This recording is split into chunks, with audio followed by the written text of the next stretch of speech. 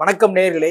இப்போ சமீபத்தில் பார்த்தீங்கன்னா எம்புரான் அப்படிங்கிற ஒரு படம் மலையாள படம் ரிலீஸ் ஆகிருக்கு. பிருத்திவிராஜ் இந்த படத்தை இயக்கி இருக்கிறாரு.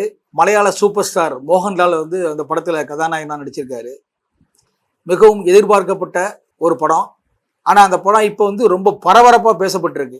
அதுக்கு காரணம் என்னென்னா, அதில் முல்லை பெரியாறு அந்த அணை பிரச்சனையை பற்றி அதில் நிறையா பேசியிருக்காங்க அப்படின்னு. அது ஆக்சுவலாக பார்த்தீங்கன்னா ஏற்கனவே மலையாளத்தில் அந்த படம் வெளிவந்ததுலேருந்து நிறைய சர்ச்சைக்கு ஆயிருக்கு. ஏன்னா அதில் இந்துக்கள் மனதை புண்படுத்தும்படியாக சில நிகழ்வுகள் அதில் காட்டுறாங்க. அதனால அந்த படத்துக்கு வட மாநிலங்களையும் சரி கேரளாவிலையும் சரி எதிர்ப்பு அதிகமாயிட்டு இருந்துச்சு. தமிழ்நாட்டில் இப்போ அந்த படத்துக்கு எதிர்ப்பு ஆயிட்டு இருக்கு. காரணம் என்னன்னா, முல்லை பெரியாறு அணையை பற்றி அதில் சில வசனங்கள் வருது அப்படிங்கிறதுனால தமிழ்நாட்டில் இருக்கக்கூடிய விவசாயிகள் அந்த படத்துக்கு எதிர்ப்பு தெரிவிக்கிறாங்க. இப்படி பல இடங்கள்ல இருந்து எதிர்ப்புகள் வந்த உடனே அந்த பட தயாரிப்பு குழு, அப்புறம் இயக்குனர், நடிகர் எல்லாமே உட்கார்ந்து பேசி, சரி எதுக்கு வம்பு, நம்ம சர்ச்சைக்குரிய கருத்துக்களை படத்திலிருந்து நீக்கிடலாம் அப்படின்னு சொல்லிட்டு ஒரு 17 சீனை நீக்கியிருக்காங்க. அதாவது 3 நிமிட காட்சியை அந்த படத்திலிருந்து நீக்கிட்டாங்க. இப்ப அப்படி என்ன அதுல அந்த படத்தோட கதை என்னன்னு பாத்தீங்கன்னா, ஏற்கனவே பிருத்திவிராஜ் லூசிஃபர் அப்படின்னு ஒரு படத்தை எடுத்திருந்தாரு. அது ஒரு அமோகமான வெற்றி படமா அமைஞ்சது. அதனுடைய 2வது பகுதி தான் எம்புரான். இதுவும் குறைஞ்சல ஒரு 200 கோடி ரூபாய்க்கு மேல அதிகமான வசூலை ஏற்படுத்தி கொடுத்துருக்கு. இதுல அந்த படத்தோட கதை என்ன பாத்தீங்கன்னா, முதல்வர் ராமதாஸ். அவரு ஒரு நேர்மையான முதல்வர். அவரு நேர்மையான ஆட்சி செஞ்சிட்டு இருக்காரு. எந்த லஞ்ச லாவண்யம் ஊழல் எதுவுமே கிடையாது. ஆனா ஒரு காலகட்டங்கள்ல அவர் முதல்வராக இருக்கும்போது காலமாயிடுறாரு. காலமானோட அவருடைய மருமகன் அவர் முதல்வர் பதவிக்கு வர்றாரு.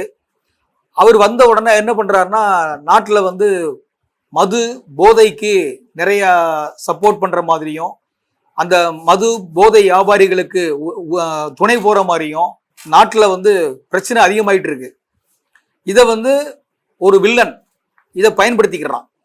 முதல்வர் கூட நெருக்கமாக இருந்து அவன் கூட இருந்து அவனுடைய உதவியோட சில தவறான நடவடிக்கைகள், நாட்டுக்கு எதிரான பிரச்சனைகள்லாம் துணை போற மாதிரி முதல்வர் செயல்பட்டு இருக்காரு.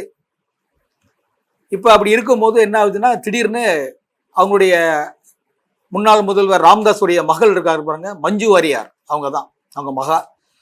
அவங்க நாட்டில் நடக்கிற கொடுமைகளை பார்த்த உடனே இவங்க இதை இந்த ஆட்சியை தான் கைப்பற்றணும், இதுக்கு காரணமா இருக்கக்கூடிய அந்த வில்லன் அவனெல்லாம் அதை ஒழிக்கணும் அப்படின்னு சொல்லி இவங்க முயற்சி எடுக்கிறாங்க. ஆனா அந்த வில்லன் என்ன பண்றான்னா, மஞ்சு வாரியாரை கொலை பண்றதுக்கு, அவங்கள தீர்த்து கேட்டுறதுக்கு என்னென்ன வழிகள் இருக்கோ எல்லாத்தையும் முயற்சி பண்றாங்க.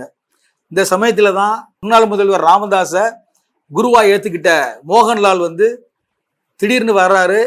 மஞ்சு வாரியாருக்கு உதவி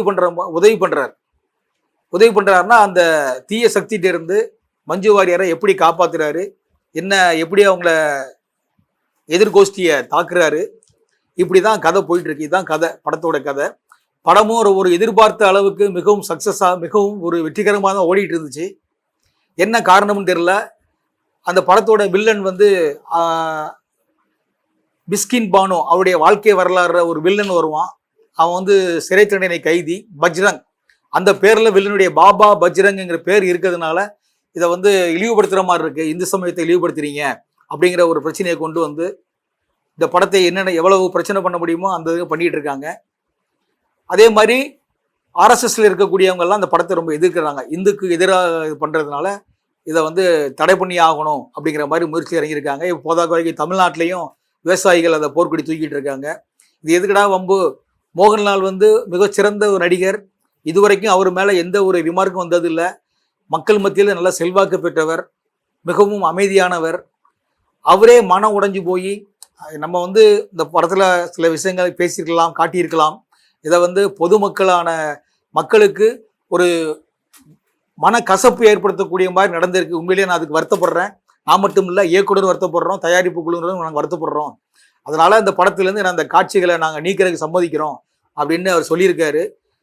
அந்த 3 நிமிட காட்சிகள் நீக்கப்படுது, 17 சீன் கட் ஆகுது. இந்த மாதிரி பிரச்சனை போயிட்டு இருக்கு.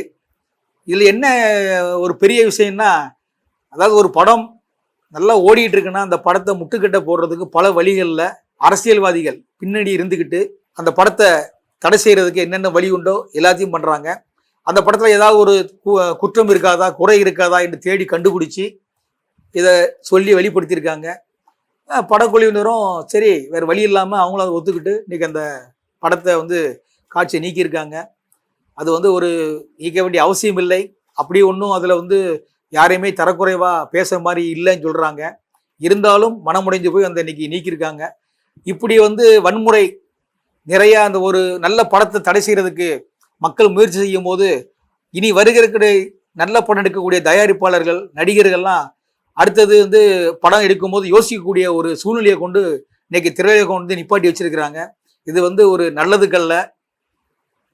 அட்டாக் பண்ணுற எவ்வளவோ படங்கள் வந்திருக்கு, நிறைய படம் வந்திருக்கு, டைரக்டர் அட்டாக் பண்ணுறலாம். அதெல்லாம் விட்டுட்டு ஒன்றுமே இல்லாத ஒரு காரணத்தை சொல்லி படத்தை தடை செய்வது வந்து ஒரு வாடிக்கையாயிட்டு இருக்கு. இதை வந்து மக்கள் புரிந்து கொள்ளணும். மக்கள் புரிஞ்சுக்கிடுவாங்க. ஆனால் அந்த எதிர்ப்பாளர்கள் தான் ஏதேதோ ஒரு காரணத்தை காட்டிட்டு இருக்காங்க.